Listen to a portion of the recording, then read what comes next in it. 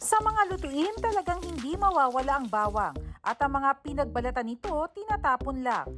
Pero may bright idea ang UP Cebu Fine Arts student na si Clint para ang garlic peel mabigyan ng bagong appeal. So my thesis, I was tasked to explore on materials that can potentially be developed into products. Maraming garlic peels at the Carbon Market of Cebu City. Garlic peel is rich in fiber.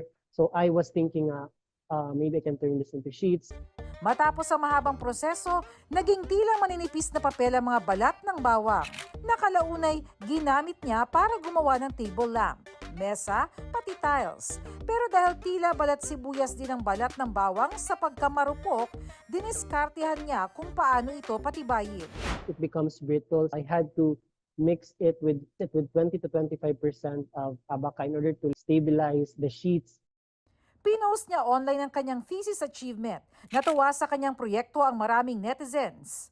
May mahigit 3 million views na siya sa TikTok. Balak kaya niyang i-scale up ang kanyang garlic peel materials pagka-graduate?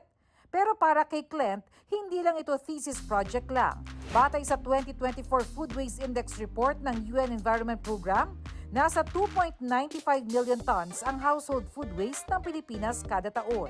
Kaya ang proyekto niya napapanahon daw. Hindi lang nababawasan ng basurang nakasisira sa kalikasan. Ang paggawa rin ng home decor sa balat ng bawang, maaari ring magbigay ng kabuhayan at pagkakakitaan. I'm really interested sa pag-explore ng other materials like agricultural waste. It's significant because aside from reducing the waste, it can provide opportunities to be monetized or like provide jobs.